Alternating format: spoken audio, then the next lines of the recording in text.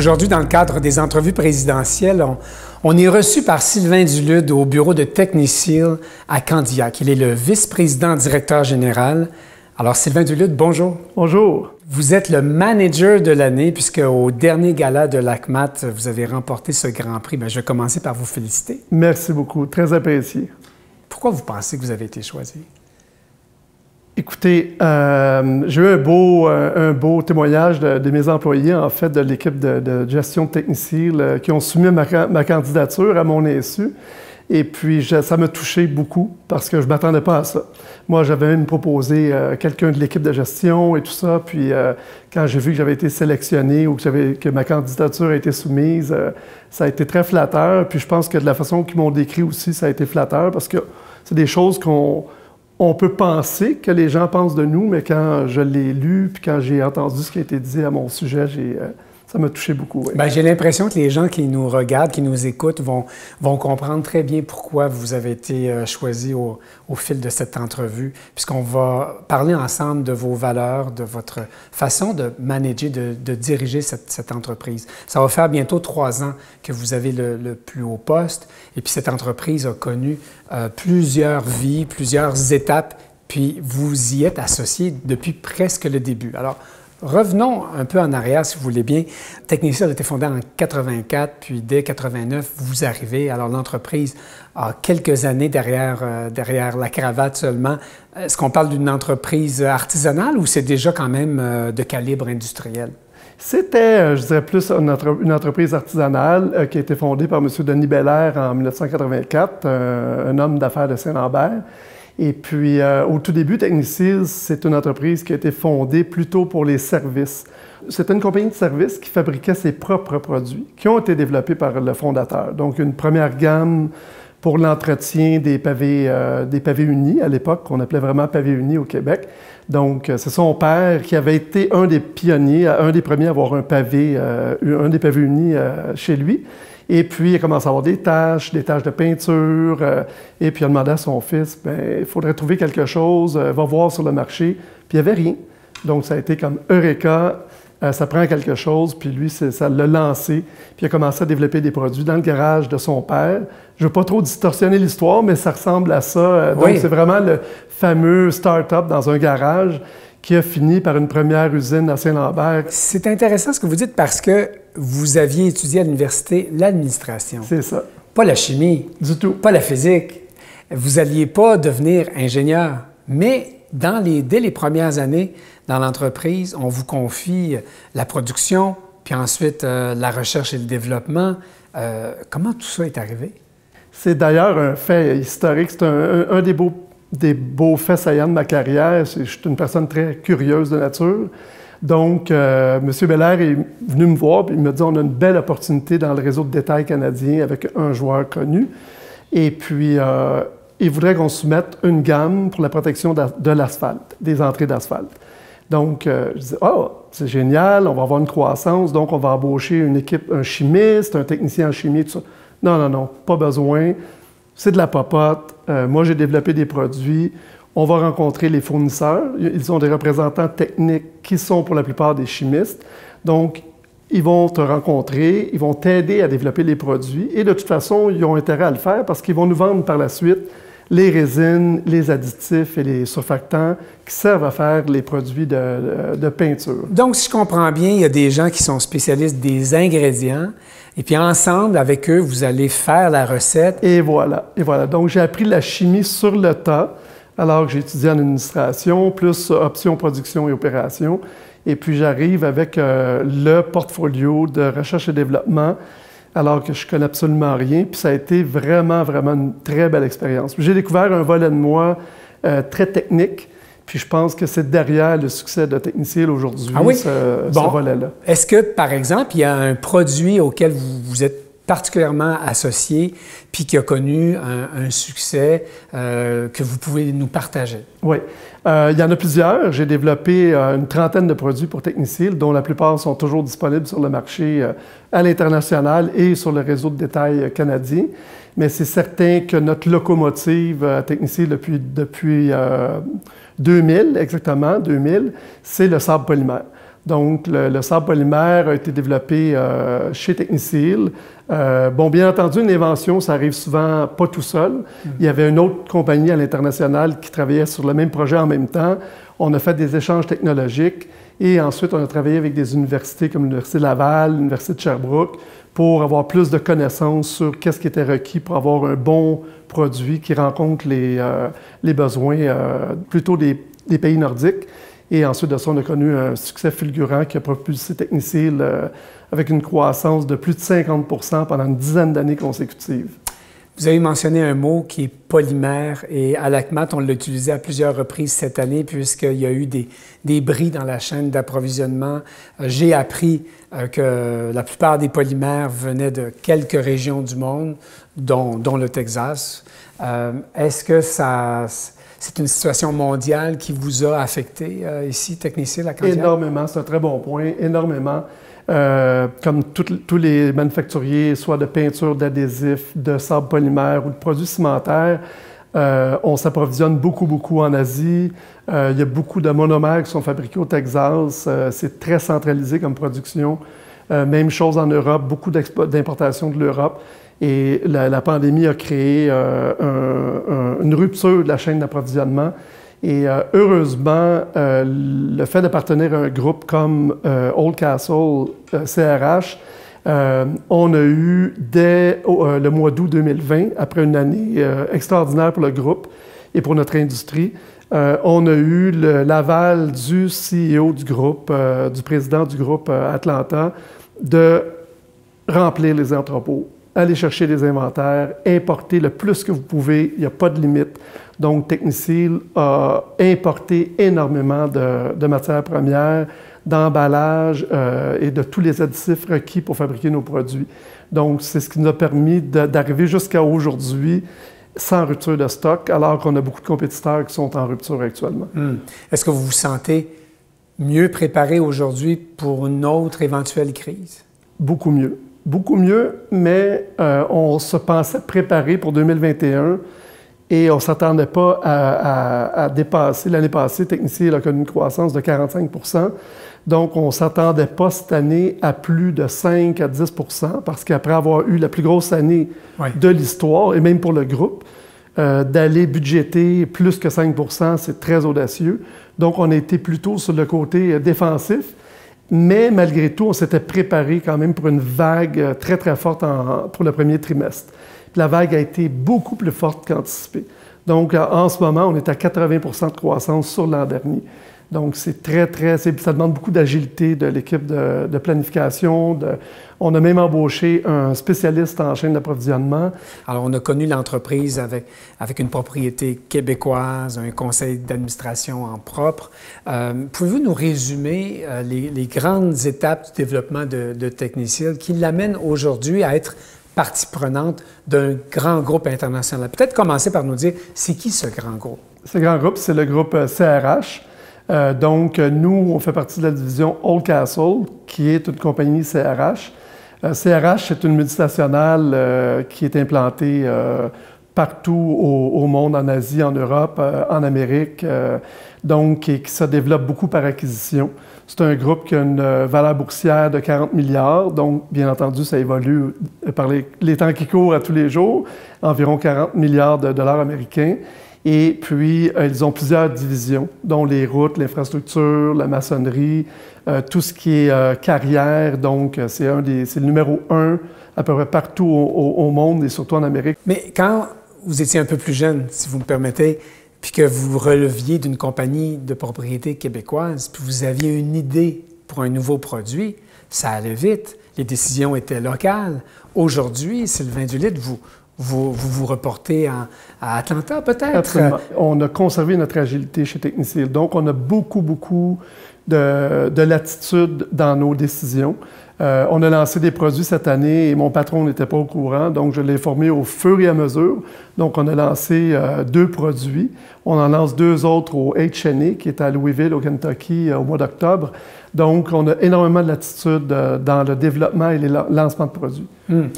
Parlant de lancement de produits, cette année, en janvier, vous avez eu une percée du côté des États-Unis sans révéler des secrets qui pourraient trop allumer vos concurrents qui nous écoutent sûrement. Qu'est-ce qui est nouveau et qui vous rend optimiste pour le développement du marché du côté des voisins du Sud? En fait, je peux en dire quand même pas mal parce que ça commence à être connu. On a eu l'opportunité, grâce au levier justement du groupe, l'effet du groupe avec les ressources centrales pour le réseau de détail américain. On a réussi à avoir une percée chez Lowe's et Home Depot aux États-Unis, dans différentes régions où le produit EasySand a été lancé en janvier.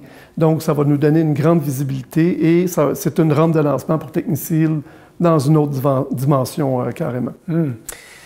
Les honneurs ne sont pas juste pour Techniseal. On a parlé en début de rencontre que vous aviez remporté un prix à notre dernier gala, mais il y a eu d'autres hommages qui ont été rendus soit à l'équipe de Techniseal ou à vous personnellement. Oui, Techniseal a remporté les honneurs justement de la compagnie de l'année pour 2020 dans le groupe APG, dû à ses performances de tous les indicateurs de performance. Forte croissance des ventes, forte croissance de l'EBITDA et des marges également. Donc, on s'est qualifié comme top 3, même au monde, et on a gagné la coupe de la compagnie de l'année, ainsi que le prix du président qui est remis aux entreprises qui ont le plus fort taux de croissance de certains indicateurs. Et par-dessus tout, Techniseal, avec son agilité, a lancé un désinfectant pour les mains pour contrer la pandémie. On a gagné le prix de l'innovation du produit innovateur de l'année dans le groupe. Est-ce que Techniseal, avec cette croissance, a des défis de main-d'œuvre? Est-ce que c'est le cas ici à Candiac aussi? C'est un énorme défi.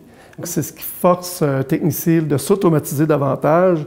On a été éligible pour des CAPEX, des investissements pour s'équiper davantage, pour être moins tributaire justement des besoins de main-d'œuvre. Je trouve ça un peu malheureux parce qu'on pourrait embaucher au moins une vingtaine d'employés de plus chez Techniseal. Et puis, malheureusement, on a automatisé des opérations qui étaient plus répétitives, plus manuelles. Donc, pour les générations à venir, bien, ça va être éventuellement, Techniseal va être pratiquement automatisé. On va pouvoir avoir 20 des employés qu'on avait il y a 5 ans pour un chiffre d'affaires 5 fois plus élevé. J'écoutais dernièrement une entrevue où une spécialiste en RH disait que la notion de loyauté n'est plus la même, puis que ce n'est plus perçu de la même manière chez les gens qui sont dans la vingtaine, dans la trentaine. Ils sont loyaux pendant qu'ils travaillent pour l'entreprise, mais ce qui ne veut pas dire qu'ils vont y rester longtemps. La question que j'ai le goût de vous poser, c'est vous avez pratiquement toute votre vie travaillé pour Techniseal. D'abord, pourquoi? Pour moi, Techniseal, c'est un projet. Ça a été un projet, puis j'ai eu un coup de foudre assez rapidement pour Techniseal. Le potentiel de croissance internationale, c'est un brand qui s'exporte très, très bien. Je me suis fait me suis créé mon propre poste.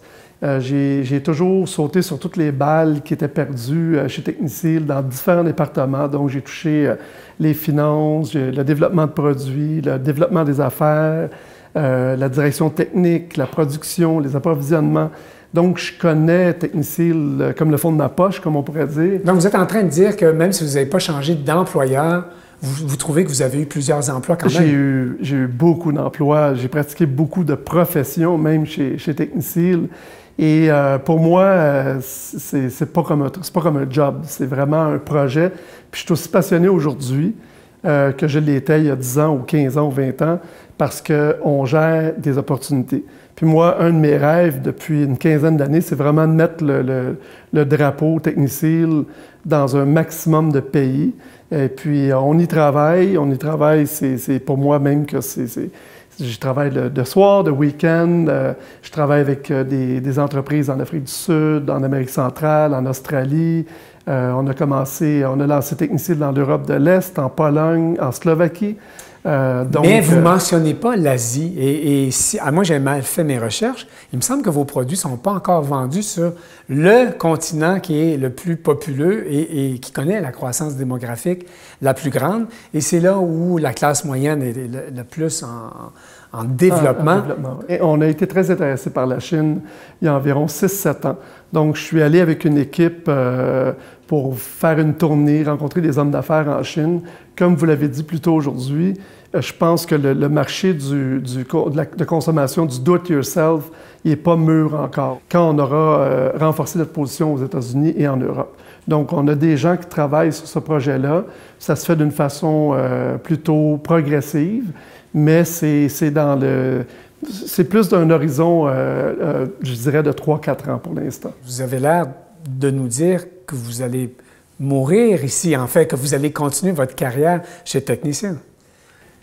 Je dirais chez Technisil, mais chez Oldcastle aussi, parce que c'est un groupe c'est un groupe international, donc qui donne des belles opportunités aussi de croissance professionnelle.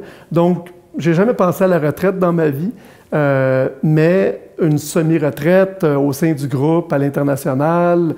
J'ai des collègues qui sont dans la soixantaine, qui ont quitté des entreprises régionales pour Oldcastle et qui sont rendus aujourd'hui dans des rôles plus de consultation en Europe, Europe de l'Est et puis aux États-Unis. Si je demandais à vos employés qu'est-ce qu'ils pensent de vous, vous êtes plutôt du type workaholic ou... Oui, contrairement aux croyances populaires, j'ai une vie très balancée. J'adore la vie, j'ai beaucoup d'activités à l'extérieur du travail. Je travaille un peu à tous les jours, donc c'est certain que Technisil prend une grande place, mais c'est pas une place, c'est pas forcé. Donc si je travaille le dimanche matin avec mon café, c'est pour faire avancer des projets qui me passionnent, mais je fais beaucoup de sport, marche en montagne, beaucoup de ski alpin. Je fais du ski assez intense aussi, donc j'ai une très, très belle vie, très balancée. Vous êtes dans un monde quand même assez masculin, hein? C'est les enduits d'asphalte, c'est les contracteurs, mais pas dans votre vie personnelle, puisque votre conjointe a 2 filles.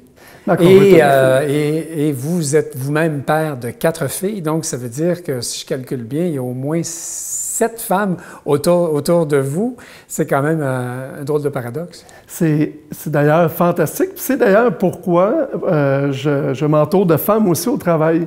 Et je valorise beaucoup l'inclusion, la diversité.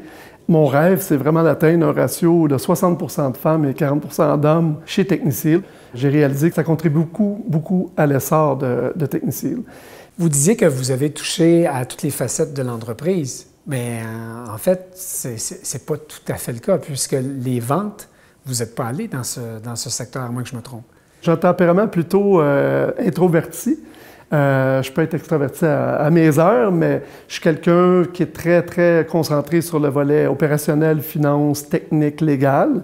Et puis, forcément, on m'amène dans un rôle beaucoup plus de vente, parce que quand on gère une entreprise comme Technisil, oui, il faut la vendre. On est l'ambassadeur. On est ambassadeur, donc je découvre que j'ai des habiletés naturelles. J'ai beaucoup de plaisir à rencontrer des nouveaux partenaires d'affaires, des nouveaux clients. Avez-vous confiance dans le fait que Technisil demeure une entreprise manufacturière établie au Québec? Absolument. D'ailleurs, le groupe CRH favorise beaucoup le développement géographique régional. C'en est une fierté aussi. Si vous regardez une map du groupe CRH ou Oldcastle APG, vous allez voir qu'on est très fiers de mettre des fanions, des pions un peu partout dans le monde.